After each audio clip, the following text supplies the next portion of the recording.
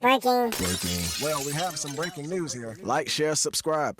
Yeah, I would say I'm extremely grateful for the opportunity throughout everything. I don't ever focus on the negative or even think about the negative because the positive happens so fast and, you know, it's a change of emotions. For me, it was just playing quarterback. That's what it's about.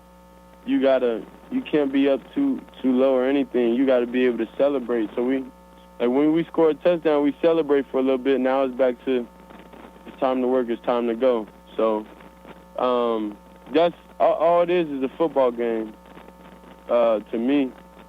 And that's how I view it. That's my personality is I would say, level through adversity and level through everything, any situation I'm faced with, because I know what it's going to require for me to come out on top. Sheduer Sanders get drafted in the 5th round, 144th pick by the Cleveland Browns. That means all 32 teams passed over him 5 times, or at least 4 times, and the Cleveland Browns also, before he was finally picked. One of the best passers, one of the best quarterbacks in college football this past year, the most accurate QB, I believe, in college football history. He completed over 70% of his passes. That's debatable because a lot of them were short passes. I get it, and screen passes. But nevertheless, I believe he was still a great quarterback, good quarterback.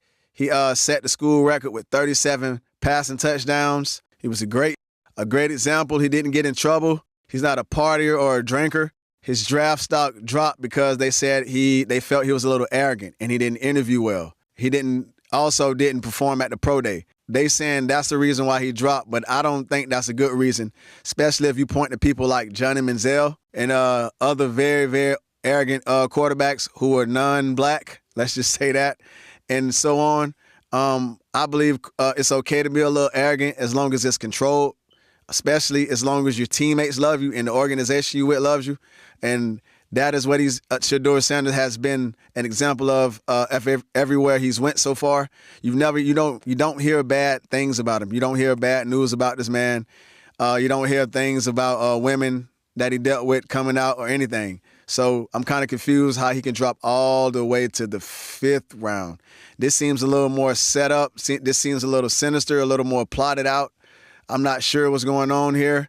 Some say it was because Deion Sanders. I don't think Deion Sanders could cause him to drop this far. Like I can't really put my finger on what's going on, but I'm sure more things that come out as the story develops, and I'm sure more of the backstory will come out behind it later on down the line. But for right now, he's in good hopes, good spirits. He seemed to be good about where he seems to feel good and be comfortable about where he's drafted. He seems to have his head on right, not going off the deep end about it, keeping his composure about it, really being a professional and acting like an adult in the situation. So I really hope him the best. I'm sure this will cause Sheduer to have a chip on the shoulder and play really hard. But I wish him the best, man. Y'all let me know what you think in the comment section if he was robbed, if this was deserved, if he was too arrogant, cocky, or whatever you think about him. It's a lot of things going on. It's a lot of things being said about Deion Sanders and his 2 sons that are in sports right now.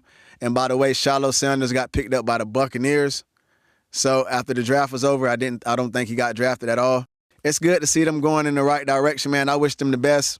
And I believe at least Sheduer will be a great player. Maybe Shiloh could turn out to be a good player, but let me know what you think in the comments. Breaking.